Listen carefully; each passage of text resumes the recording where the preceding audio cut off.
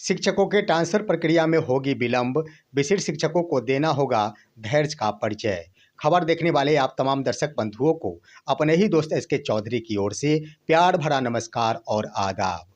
दोस्तों, जैसा कि आप सभी को मालूम है कि वर्षों से इंतजार कर रहे वे शिक्षक जो ट्रांसफर चाह रहे थे, वह ट्रांसफर की प्रक्रिया प्रारंभ हो गई है। इसके क्रम में पहले दिन सिर्फ 35 शिक्षकों का ही ट्रांसफर हो पाया है। परंतु सिर्फ 35 शिक्षकों का ट्रांसफर होने से शिक्षकों के मन में अब इस बात की आशंका सताने लगी है कि यह प्रक्रिया आखिर साल भर चलेगी या फिर 2 साल चलेगी या फिर कभी समाप्त होने वाली ही यह प्रक्रिया नहीं है। दोस्तों, साथ ही साथ खास तौर पर एसीएस डॉक्टर एस सिद्धार्थ के द्वारा ट्रांसफर संबंधी दिए गए बयान से विशिष्ट शिक्षकों को अब थोड़ा सा धैर्य का परिचय देने की बातें कही गई है। परंतु मेरा विश्लेषण कहता है कि शिक्षकों का ट्रांसफर की प्रक्रिया भले ही कितने दिनों तक चले, लेकिन सभी को समान अवसर प्रदान किया जाएगा और ज़्यादा विलंब भी शिक्षा विभाग की ओर से नहीं किया जाएगा। वो कैसे, आखिर इन बिंदुओं पर चर्चा करने से पहले हमारा गुजारिश है कि अगर आपने अभी तक हमारे इस चैनल सुसत्य वचन को सब्सक्राइब नहीं किए हैं तो कृपया अभी सब्सक्राइब कर लेंगे।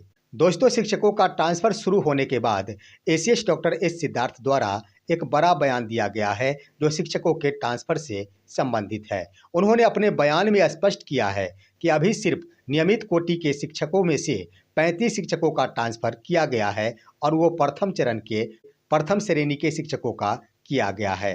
दोस्तों, इसके क्रम में उनके द्वारा कहा गया है कि इसके बाद बीपीएससी से बहाल शिक्षकों को ट्रांसफर का मौका दिया जाएगा और उसके बाद सक्षमता पास शिक्षकों को ट्रांसफर का मौका दिया जाएगा। उन्होंने आगे ये भी बातें कही है कि सक्षमता पास शिक्षकों के लिए शिक्षा विभाग को एक चुनौती है कि उन्होंने विद्यालय योगदान किए हैं या फिर नहीं किया है। इसका डेटा प्राप्त होने के बाद ही इन शिक्षकों का ट्रांसफर संभव हो सकेगा। लेकिन दोस्तों, ज्यों ही एसीएस डॉक्टर एस सिद्धार्थ के द्वारा ये बातें कही गई है, उसके बाद शिक्षकों के मन में ये बातें उत्पन्न होने लगी है कि एसीएस डॉक्टर एस सिद्धार्थ द्वारा कहा गया कि पहले नियमित कोटि के शिक्षकों का ट्रांसफर संभव हो सकेगा, उसके बाद बीपीएससी से बहाल शिक्षकों का ट्रांसफर होगा और उसके बाद सक्षमता पास शिक्षकों का ट्रांसफर होगा। लेकिन मैं आपको बता दूं दोस्तों कि शिक्षकों का ट्रांसफर कुल 4 चरणों से गुजरना है और 4 चरणों के अंतर्गत प्रथम चरण के प्रथम श्रेणी का स्थानांतरण आज हो पाया है और प्रथम श्रेणी के अंतर्गत भी 3 कोटि के शिक्षक आते हैं, जिनमें नियमित कोटि के शिक्षक, बीपीएससी से बहाल शिक्षक और सक्षमता पास शिक्षक। तीनों ही कोटि के शिक्षकों में से नियमित कोटि के कुल 35 अभ्यर्थियों का अभी ट्रांसफर संभव हो पाया है और प्रथम श्रेणी के अंतर्गत 2 कोटि के और भी शिक्षकों का ट्रांसफर होना बाकी है। जैसा कि मालूम है कि प्रथम चरण के अंतर्गत कुछ 5 कोटियों का निर्धारण किया गया है, जिसमें प्रथम श्रेणी का आज ट्रांसफर मूल कोटि के शिक्षकों के रूप में हो पाया है।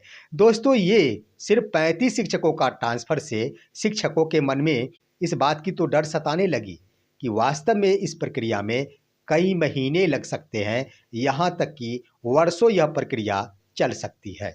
सबसे पहले मैं इन बातों को स्पष्ट कर दूं कि एसीएस डॉक्टर एस सिद्धार्थ के द्वारा ये बातें नहीं कही गई कि तमाम कोटि के शिक्षकों में सबसे पहले सारे नियमित कोटि के शिक्षक, उसके बाद सारे बीपीएससी के शिक्षक, उसके बाद सारे सक्षमता पास के शिक्षकों को ट्रांसफर का मौका प्रदान किया जाएगा। उनका कहना ये नहीं था। उनका कहना ये है कि किसी भी चरण के अंतर्गत अगर ट्रांसफर की प्रक्रिया होती है तो उसमें तीनों ही कोटि के शिक्षकों को समान अवसर प्रदान किया जाएगा। जैसा कि आपने देख लिया कि प्रथम चरण के अंतर्गत प्रथम श्रेणी में 1 कोटि के शिक्षकों का ट्रांसफर हुआ। इसके बाद इसी श्रेणी के अंतर्गत बीपीएससी से बहाल कोटि के शिक्षकों का ट्रांसफर होगा। इसके बाद सक्षमता पास के शिक्षकों का ट्रांसफर हो सकेगा। यानी स्पष्ट है कि ट्रांसफर के किसी भी चरण में तीनों ही कोटि के शिक्षकों को एक साथ मौका प्रदान किया जाएगा, न कि 1 कोटि के सभी शिक्षकों का ट्रांसफर हो जाएगा, उसके बाद दूसरे कोटि के शिक्षकों का ट्रांसफर होगा। हर चरण में हर कोटि के शिक्षकों को मौका प्रदान किया जाएगा। एसीएस डॉक्टर एस सिद्धार्थ का यही कहना है। अब यहाँ पर एक और सवाल उत्पन्न होता है, जैसा एसीएस डॉक्टर एस सिद्धार्थ के द्वारा कहा गया है कि सक्षमता पास वाले शिक्षकों के द्वारा विद्यालय योगदान किया गया है या फिर नहीं किया गया है। इसका डेटा प्राप्त किया जा रहा है इन डेटा को प्राप्त करते ही इन शिक्षकों को भी स्थानांतरित कर दिया जाएगा। दोस्तों, इसमें शिक्षकों के मन में ये बातें उत्पन्न हो रही है कि सक्षमता पास शिक्षक विद्यालय योगदान किए या फिर नहीं किए, क्योंकि शिक्षकों के द्वारा आवेदन किया जा चुका है। ऐसे में इसका मिलान तो हर हाल में ट्रांसफर हेतु किए गए आवेदन से करना होगा, तभी तो शिक्षकों का ट्रांसफर संभव हो सकेगा। और यह प्रक्रिया अपनाई जाती है तो निश्चित रूप से इसमें लंबा वक्त लगेगा। दोस्तों, इसके क्रम में मैं कई वीडियो चलाया हूं और मैंने कह दिया था कि जब तक सक्षमता उत्तीर्ण शिक्षकों के द्वारा विद्यालय योगदान नहीं किया जाता है तब तक उनका ट्रांसफर संभव नहीं है, क्योंकि राजकर्मी बने बिना शिक्षकों का ट्रांसफर संभव नहीं है। अंतर जिला में उनका तबादला कदापि नहीं हो सकता। इसी बात को दोहराया गया है एसीएस डॉक्टर एस सिद्धार्थ के द्वारा। रह गई बात शिक्षकों के द्वारा विद्यालय योगदान किया गया है या फिर नहीं किया गया है, इसकी सटीक जानकारी कैसे प्राप्त की जाएगी।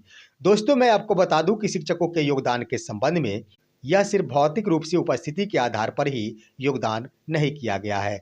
जिन भी शिक्षकों के द्वारा विद्यालय योगदान किया गया है और जिन्होंने विशिष्ट शिक्षक का दर्जा प्राप्त किया है, उन तमाम शिक्षकों को विद्यालय योगदान के बाद प्रखंड शिक्षा कार्यालय की ओर से ऑनलाइन किया गया है। शिक्षा विभाग के यहाँ इस डेटा को भेज दिया गया है और वह संबंधित है टीचर आईडी से। हर हाल में टीचर का आईडी ही शिक्षकों के ट्रांसफर का आधार बनेगा, खासतौर पर सक्षमता पास शिक्षकों के लिए। और यह मिलान मैन्युअली रूप से नहीं किया जाएगा, सॉफ्टवेयर के माध्यम से ही किया जाएगा और टीचर आईडी के माध्यम से शिक्षा विभाग को यह पता चल जाएगा कि शिक्षकों ने योगदान किया है या फिर नहीं किया है। तो ऐसे में ज़्यादा वक्त नहीं लगेगा। सॉफ्टवेयर के माध्यम से मिलान करना बिल्कुल आसान है।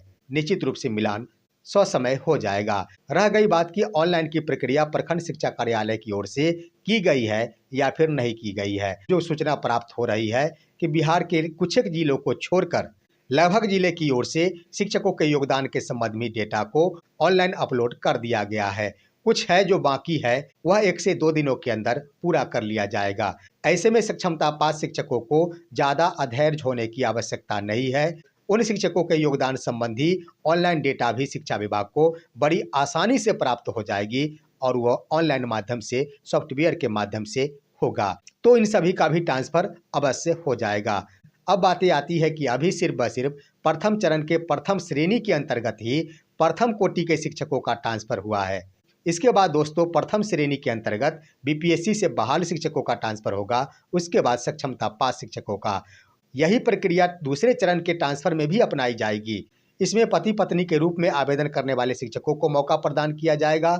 मैं आपको बता दूं कि इसमें भी यही 3 कोटि के शिक्षकों को मौका प्रदान किया जाएगा, जिसमें नियमित कोटि के शिक्षक, बीपीएससी से बहाल शिक्षक और सक्षमता पास शिक्षकों को समान अवसर प्रदान किया जाएगा। यही प्रक्रिया तीसरे चरण के स्थानांतरण में भी अपनाई जाएगी, जिसमें दूरी के आधार पर महिला अभ्यर्थियों को ट्रांसफर हेतु मौका प्रदान किया गया है। उसमें भी यही 3 कोटि के शिक्षकों को श्रेणीबद्ध तरीके से स्थानांतरण का मौका प्रदान किया जाएगा। चौथे चरण में भी पुरुष संवर्ग के शिक्षकों को दूरी के आधार पर ट्रांसफर हेतु मौका प्रदान किया गया है, तो इसमें भी यही प्रक्रिया अपनाई जाएगी। अब यहाँ पर सवाल ये उत्पन्न होता है कि सारी प्रक्रियाएं तो होती रहेगी, लेकिन आखिर इसमें कितना समय लगेगा। दोस्तों, स्वाभाविक है कि इसमें समय लगेगा। लोगों का तो ये भी कहना है कि इसमें 1 वर्ष से कम नहीं लगेंगे, तो कुछ लोगों का कहना है कि यह निरंतर चलने वाली प्रक्रिया है, 2 वर्ष और 3 वर्ष भी लग सकते हैं। लेकिन मेरा मानना है कि शिक्षा विभाग इसमें ज़्यादा समय नहीं लगाएगी, क्योंकि शिक्षा विभाग इस ट्रांसफर को चुनौती के रूप में स्वीकार कर ली है और यह प्रक्रिया मेरे विश्लेषण के अनुसार 31 मार्च 2025 तक पूरी की पूरी प्रक्रिया निष्पादित की जा सकती है। दोस्तों, मैं बता दूं कि यह प्रक्रिया अब लगातार चलती रहेगी। ऐसी बात नहीं है कि बीच बीच में रोक दिया जाएगा। प्रथम चरण के प्रथम श्रेणी ही नहीं, 2 श्रेणी के शिक्षकों का वेरिफिकेशन निष्पादित हो चुका है। सिर्फ व सिर्फ पत्र जारी करना बाकी है। मेरा यह मानना है कि अब यह लगातार प्रतिदिन चलने वाली प्रक्रिया है, जो शिक्षा विभाग की ओर से प्रतिदिन जारी किया जा सकता है। अभी सिर्फ 35 शिक्षकों का ट्रांसफर करके शिक्षा विभाग यह ट्रायल कर रही है कि जिलों को जो दिशा निर्देश दिया गया है कि 1 दिन के अंदर ही शिक्षकों को पदस्थापन संबंधी आदेश निर्गत किया जाए, जिला शिक्षा पदाधिकारी की ओर से यह प्रक्रिया एक दिन में निष्पादित कर ली जाएगी, यही शिक्षा विभाग देखना चाह रही है। अगर यह प्रक्रिया सफल हो जाती है तो ज़्यादा विलंब नहीं, अधिकतम यह 31 मार्च 2025 तक पूरा कर लिया जाएगा, क्योंकि बीच में माध्यमिक परीक्षा भी है और इंटरमीडिएट के छात्रों की भी परीक्षा है। इन परीक्षाओं की अवधि में शिक्षकों के ट्रांसफर को रोका भी जाता है, फिर भी यह प्रक्रिया 31 मार्च 2025 तक निश्चित रूप से पूर्ण कर ली जाएगी। रह गई बात, कुछ शिक्षकों के मन में इस बात का भ्रम उत्पन्न हो चुका है कि शिक्षकों के आवेदन को रिजेक्ट भी किया जा रहा है। दोस्तों, इसके संबंध में बता दूं कि शिक्षा विभाग की ओर से किसी भी आवेदन को रिजेक्ट नहीं किया जा रहा है। अगर किसी भी प्रकार की त्रुटि आवेदन में पाई जा रही है तो इस आवेदन को विचार हेतु सुरक्षित रखा जा रहा है, यानी इस पर भी विचार किया जाएगा, चाहे आवेदन त्रुटिपूर्ण क्यों नहीं हो। हाँ, रह गई बात कि आखिर इनका ट्रांसफर कब होगा। माना कि सबसे अंत में ही इनका ट्रांसफर होगा, फिर भी ज़्यादा विलंब नहीं होगी, क्योंकि ट्रांसफर के लिए तो शिक्षकों के द्वारा वर्षों से इंतजार किया जा रहा है। ऐसे में अगर 31 मार्च 2025 को तमाम कोटि के शिक्षकों का ट्रांसफर निश्चित रूप से हो जाएगा, उस वक्त भी अगर इनका ट्रांसफर होता है जिनका आवेदन त्रुटिपूर्ण है, तो ज़्यादा विलंब कहाँ होगा। तो शिक्षकों को अधैर्य नहीं होना है, और मैं बता दूं कि जितने भी शिक्षकों के द्वारा ट्रांसफर हेतु आवेदन कर दिया गया है, सभी के सभी शिक्षकों का ट्रांसफर अवश्य होगा, इसमें कहीं से कोई संशय नहीं है। फिलहाल आज की खबर बस इतना ही। आप सभी हमारे इस वीडियो को लाइक करते हुए तमाम दोस्तों के पास शेयर कीजिए और अब दीजिए अपना ही दोस्त SK चौधरी को इजाज़त। जय हिंद, जय भारत।